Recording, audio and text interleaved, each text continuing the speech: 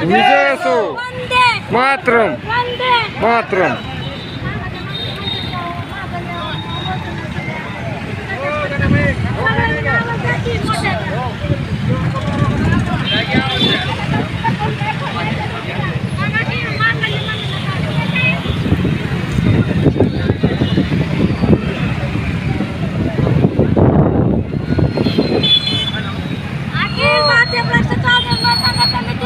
विजय असो. अखिल महाराष्ट्र समितीचा.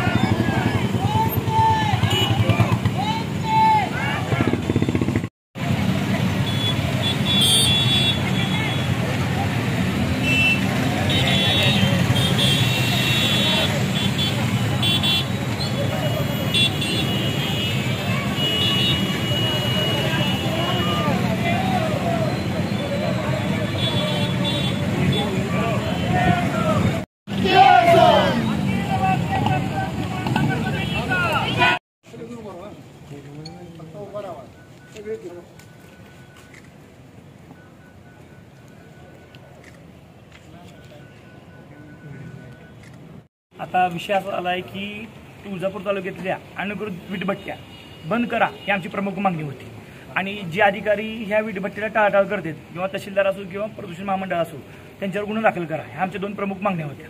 तर आता विषय असा झाला आहे की कलेक्टर ऑफिसला पण त्याची माहिती नाही आहे की कोण कुणावर गुन्हा दाखल करायचा. ही लाजिरवाणी सगळ्यात मोठी गोष्ट आहे. तरी आता मॅडमनं सगळा अभ्यास करून किंवा पत्रव्यवहार बघून मॅडमनं असा आदेश काढला की 15 दिवसाच्या आत तुळजापूर तालुक्यातल्या जेवढ्या वीटभट्ट्या आहेत कुठलाही विलंब न राहता वीटभट्ट्या सील करा.